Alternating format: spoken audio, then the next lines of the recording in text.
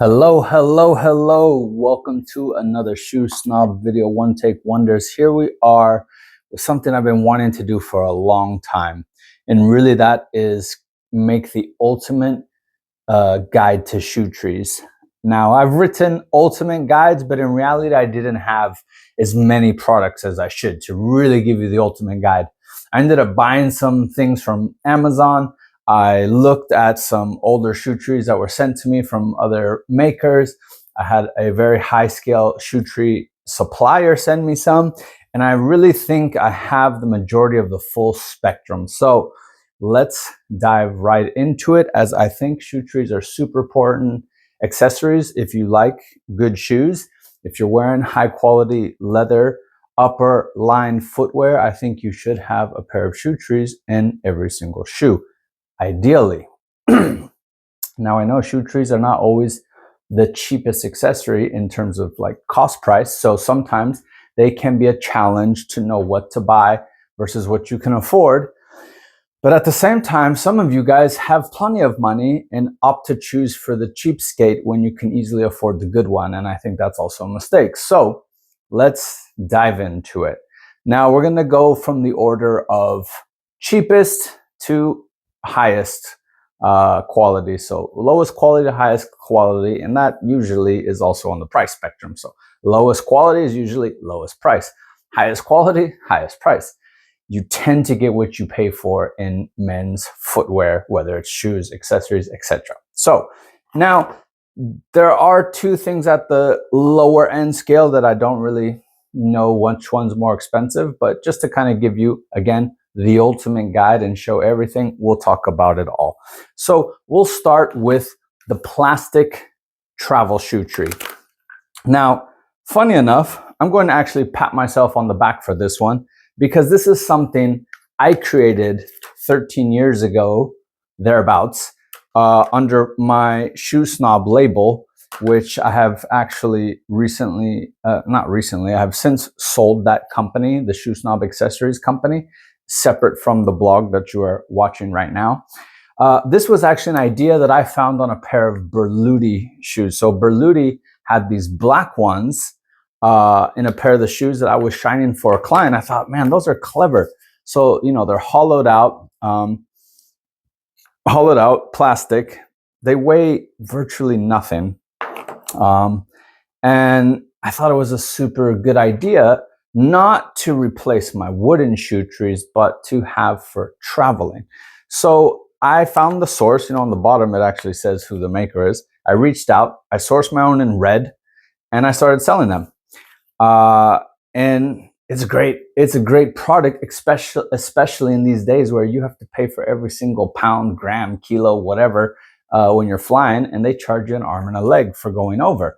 So a great product to have for traveling.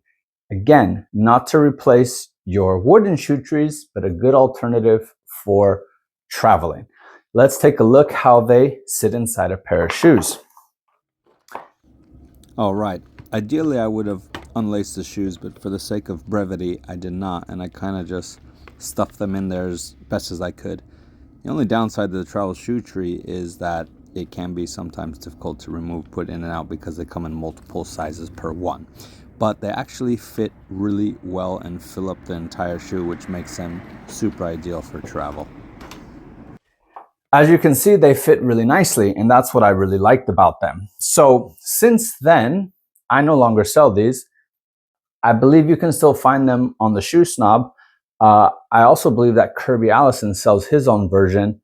I've actually seen a lot of people run with this idea that I introduced to the shoe world years ago, and now you can find them in more places. I don't really search for these because I don't really use these.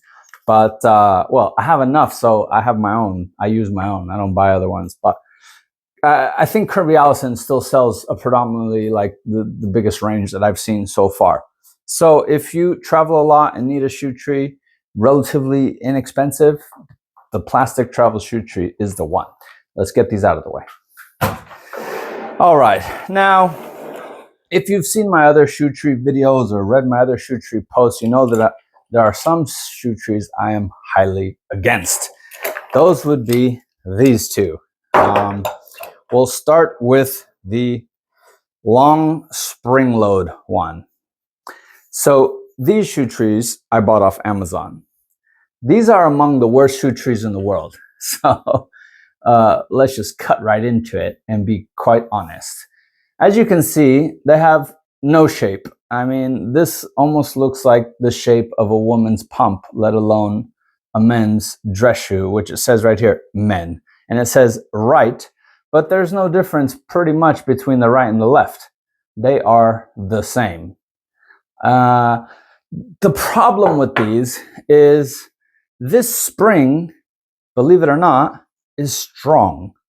And over time, when these are in your shoes, let's just quickly put them in a pair of shoes so you can see what I'm talking about right now before I go further. So the real problem with these is when you put them in, this spring over time eventually starts to push at the toe and at the heel and deforms the shoe. At the same time, this forefoot part is an awkward shape and it presses out in strange places against my forefoot, which will eventually stretch my shoe. When these are in your shoes, the pressure of this, the pressure of this spring-loaded piece of metal eventually will deform your footwear. I've seen it. I saw it in London years ago from a guy. I know who it is, and I remember exactly the shoes I saw it on.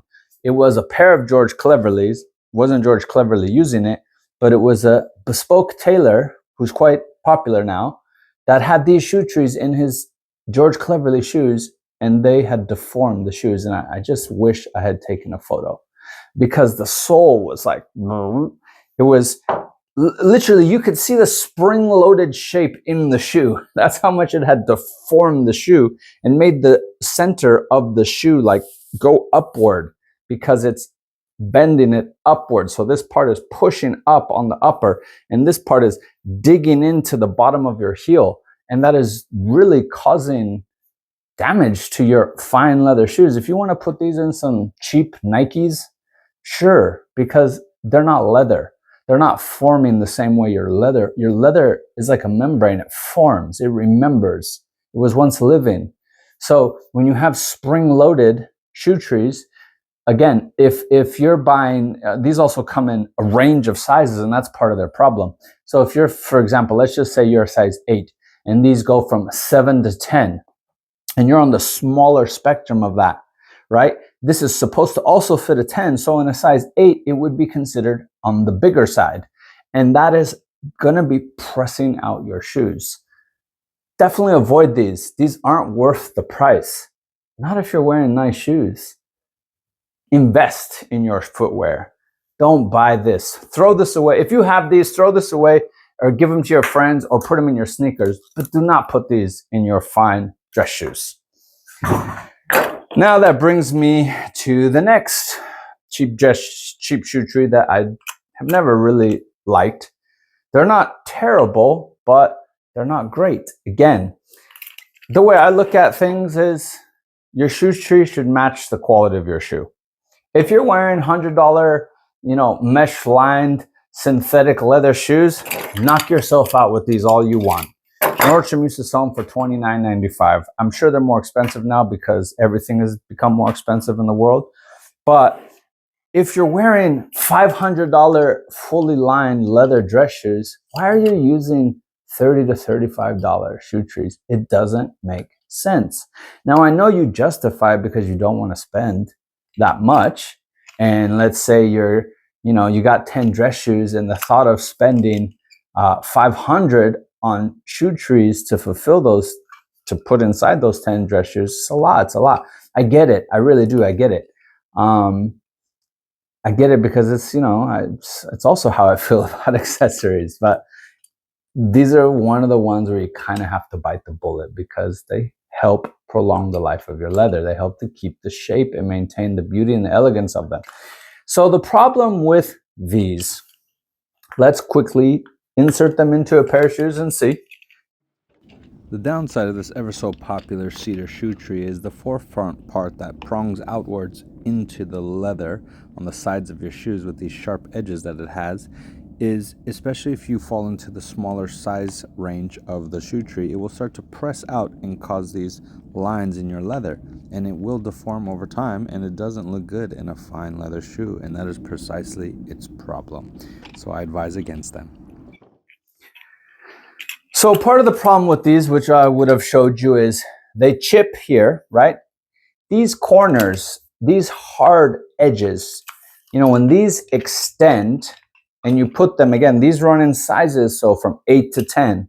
And when you're an 8 and it can fit up to a 10, and you see these edges right here, they're creating lines right where the leather meets the edge. They're causing lines on the sides of your shoes, deforming your shoes over time. You can see that in the other video.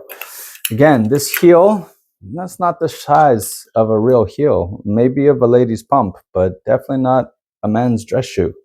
So you have these thin little heels that are being spring loaded, and they're causing formation in your heel. And you're going to see that over time. You're not going to notice it right away. But again, these, again, are not the worst thing in the world, but I definitely wouldn't put them in your fine dress shoes, mainly because these two edge pieces right here will deform your upper in the forefoot region, and you're going to see these defined lines sticking out.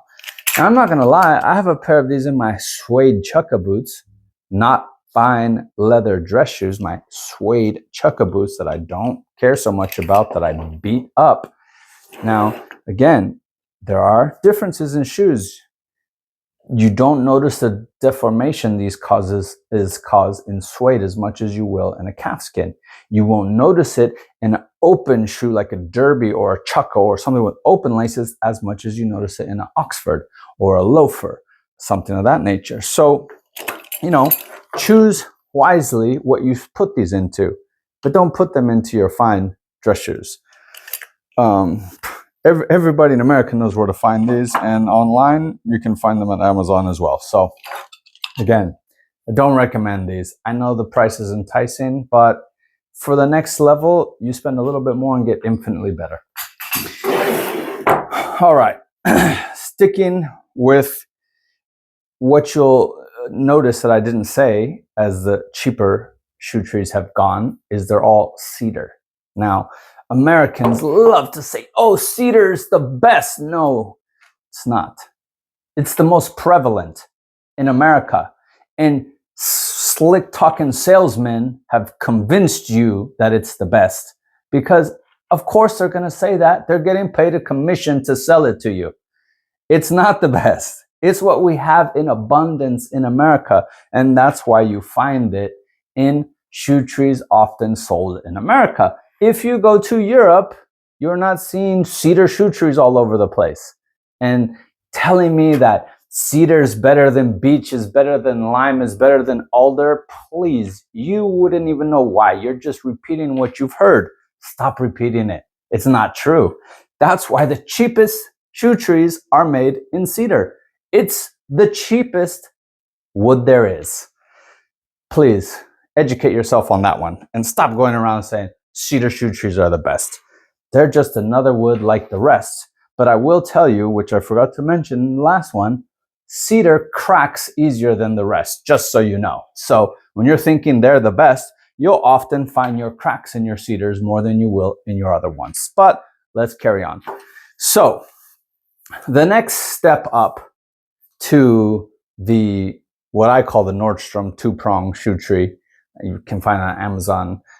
They're really made by Rochester Shoe Company, who supplied Nordstrom, who has also supplied me, so I know where they come from. The next step up is, again, a cedar shoe tree with the spring loaded, but with a full frontal part. The split frontal part is what causes the damage on the sides. That's what I don't love. The full frontal part that is supposed to act like the front of a shoe is much better for your shoes. It's filling your shoes from the tip to the arch. And once it's in the shoe and it's pushed together, there are very few places not being kind of filled out, so to speak. And all these other cheaper trees, they're not filling up your shoes. The shoe tree is really meant to fill your shoes, to push out the creases, to push out the wrinkles, and to maintain its shape. All that other stuff, wicking away moisture, please. This is salesman's tactics. Get that through your head. Nobody's ever said that in Europe. I'm able to know what I know because I lived 7 years in Europe, and nobody sells you on these things. It's a completely different. Ask yourself why that is. It's because those are just gimmicks and tactics American slick talking salesmen tell you to get you to go, wow, I need those. And then you buy it and he makes money on your purchase. It's that simple. It's really that simple. And I know the ones that are so brainwashed are going to comment negatives to me. No, they really do. No, you're just spin ingrained. You know, it's hard to get that indoctrination out. But again, you can even see here in the cedar, it is a cheaper wood. Now, don't get me wrong, I don't mind cedar shoe trees. I like them. I like the aroma. I think it can help if you have stinky feet. I don't suffer from that, so it really doesn't do anything for me. But this is, for me, the best basic shoe tree in terms of, if you want to spend low pricing, get that one. This one by Herring Shoes, it does the job in all places. It has a very generic shape, so it's not offensive to any shoe. It's meant to fit them all. It's not meant to fit any perfectly. It's not lasted, but it's meant to fit them. It has a proper heel cup. You know, as we put it in the shoe, you're going to see. The only downside I've seen with these shoe trees is they always have a huge heel. And as you can see, even though this is supposed to be the same size as my shoe, they really large with very little space to leave between, and they fill up the shoe in reality more than necessary. It really fills out the shoe, as you can see, so it gives good fit. Sometimes the heel, though, can be a bit big, can widen your heel if you're not careful. If you have narrow heels, you kind of want to make sure you start to look at the heel places. Again, here, this is quite full at the bottom. So if you have a shallow foot and you put this shoe tree in, which is quite girthy, it can stretch it out a bit. You can see that on the bottom there. So, but this is your best basic shoe tree. The lowest possible price for the best possible fit. Again, not meant to fit perfectly, but meant to fit everything semi-well, so to speak. Again, these are by Herring. I believe, don't quote me, I could be wrong. They're made by Dasco, I think. Made in England, I believe, which makes sense why Herring would have them. Just so you know, here on the bottom, they're cracked. So, like I told you, cedar cracks. It's a dry wood. And so usually that's not seen as top quality, just so you know. All right, let's take a look at the next one. All right. So in the next tier up, these are actually by my own brand, FitzPatrick. And again, another spring-loaded with a heel cup and a solid 4-foot base, not a split, not multiple spring action going on. Single, you can have single or dual spring here. Either one's fine. But getting spring anywhere in the front where they're springing outward side to side, just not good. This is going to look small because it's a small size. It's a UK 6, US 7. Let's just see how it fits inside the shoes. While my shoe trees are not necessarily lasted, they actually fit my shoes quite well. The heel is not overly narrow. It fills up the front. It's a little bit of space in the arch, but otherwise it is a great fit to fill the shoe out without putting too much pressure, but keeping it nice and solid and in place. So the beauty of, the next tier is you start to get more shape. This is kind of what you pay for. You pay for better shape, which should equal better fit. The more contoured the shoe tree, the more realistic it is to the shape of the last. Too bad I don't have a last shape here to show you. I've sent them all out.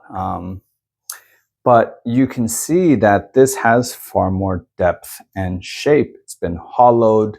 It's lightweight for a wood. I call it a lightweight wood shoe tree. This is made by alder wood, which is a very nice, solid wood. It's actually quite heavy. That's why I hollow mine, so they're not super weighty. And again, this is not a lasted shoe tree, but it's cut to fit a well-shaped last as best as possible. Again, there's far more contour to this shape, far more in tune with what an actual last looks like. The heels are narrower, but not too narrow. They're not too wide. They're supposed to lock in nicely and give a nice tight grip there. Again, this is kind of your next tier. This is your entry into fine shoe trees. So what defines the fine shoe tree? More shape, better fit. The more shape equals more contours. They're going to sit inside your shoes nicely and fill them where they need to be filled. A lot of times you'll find them kind of hollowed out, so you have lightweight. That's something that costs more money. It takes time to do that. You'll find them in colors. Coloring then takes more time, costs money to do that. So you start to pay for not only fancy details such as the red color with the black knob and the black logo, but again, hollowed out. So just like shoes, when you go higher up in price in shoes, at the same point that the $1,200 shoe is made in the same construction as a $600 shoe, which you start to pay for are refined details. So in a shoe tree like this, you have more refined details. All right, let's move on. So here we go. Now this is just a generic looking shoe tree by a shoe tree supplier called Thomas Marin out of Spain, who actually supply much of the shoe world. Now, Thomas Marin has a ton of shoe tree options. This is their very basic, unfinished, natural shoe tree. I venture to guess this is either made in beech or lime, which is quite common in Europe and which a lot of the shoe tree makers are using. I believe he offers these as lasted. You can buy them generic or you can make them lasted. Just for the sake of argument, let's call these lasted shoe trees. So, natural finish, you can see the beauty of the wood. Way prettier than cedar, just so you know. Way finer than cedar, just so you know. This wood doesn't crack so easily. Again, just trying to educate you. I know some of you are hating it because you've been told your whole life, cedar shoe trees are the best. Get that out of your head. They're not. So again, more refined details, finer shapes, finer detailing, finished. Nothing's unfinished in the higher shoe trees. Not finishing, leaving something unfinished is a sign of cheapness, just so you know. Finishing something is a sign of quality, just like a refined shoe. Again, you'll start to understand the similarities in the world here. And this happens in all clothing, suits. When you have the Milanese buttonhole and the working cuffs, details, quality, elegance, refinement. This is what you pay for. So you have the two prong, which gives you a nice solid fit. You get a little bit of a wider kind of waist here. So these shoe trees tend to fill up a little bit more here in the arch region. They hollow it out here. They even hollow it out there. They do a bit of, they don't really hollow out the heel the way mine do, but they have this nice shape, easy to pull in and out. Again, next level tier, you can see how they fit inside the shoes. Let's take a look. The trick, of course, with the lasted shoe trees is that they need to fit to the last you're putting the shoes of. Otherwise, they may not create a perfect fit. These happen to fit in my shoes, although the heel was a little bit on the wider side, but still a nice solid fit. So yeah, Thomas Marin, great shoe trees, beautiful stuff, classic, elegant. It's a nice almond toe, so it can fit a round last, it can fit a chisel last. It's a top quality product. Let's take a look at the last tier.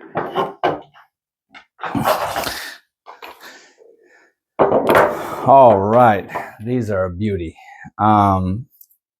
So again, this really is the same as the previous one. These will most likely be made to be fit to a last. These are so beautifully finished, it looks like candy. It's just amazing. It's elegant. It's so smooth, actually. I love these, but you know, these are great. These are super expensive, you know. These are when you're selling $1,200 shoes. You need that shoe tree to match. And you know, these are upwards of $120, $150. And to be honest, they're worth it. This is high quality craftsmanship. Finished to perfection, quality wood, striking color. Again, these are Thomas Marin. They're going to fit exactly like the other ones. They're not meant to fit any of my last. They were just shown to me to take a look at them. But this is your top of the line shoe tree right here. And anything higher quality than this was made by hand by most likely a bespoke shoemaker, which I've seen before. I've seen some amazing shoe trees at the Bespoke World Championships. But as far as kind of like factory made production, this is as good as it gets right here. This is the Ferrari of production shoe trees. And again, that's what you're paying for. You're paying for refinement, elegance, shape, fit, contour, finishing. This wood isn't going to chip. This wood isn't going to harm your shoes in any way. It's a perfect shoe tree. And this is what you pay for in the upper echelons. Beautiful refinement, nice finishing, good solid fit, as good as it can get without being lasted. These, of course, most likely, well, they're offered lasted when you buy them from Thomas Marin, such, you know, as a brand. I put FitzPatrick here and I say, okay, match these last. I know, I'm pretty sure Norman Villalta uses this brand and gets them lasted to fit his shapes. So anyway, finally have done my ultimate shoe tree guide. And, you know, of course, there's other kinds of cheap shoe trees out there in the world, billions of them that you can find on Amazon. But again, if you're reading this blog, chances are you care about your shoes. If you're wearing good shoes and they're leather upper with leather line, try to invest at least in the minimum entry quality, the ones that I showed you from Marin that have the full front shape. Never get anything split in the front, and never get anything with the long metal, losing my thoughts here, but the long metal springs, because those just will ruin the shape of your shoes. So anyway, thank you as always for tuning in. I hope you've enjoyed this. Please do stay tuned for more. Please subscribe if you haven't already. Please like the videos, because that's what helps the algorithm know that my page is worthy. And if you feel so inclined, please do support my Patreon channel. Being a blogger isn't, you know, doesn't rack up all the dough. And I do this for passion, and it helps to get a little bit of financial stuff here and there. If you feel so inclined, I want to upgrade my camera, so I'm working towards that. I want to get a proper video camera for everybody, but those don't come cheap. So thank you again. As always, I appreciate your support. I hope you learned something. I hope you enjoyed something. Do stay tuned for more. Wishing you all well.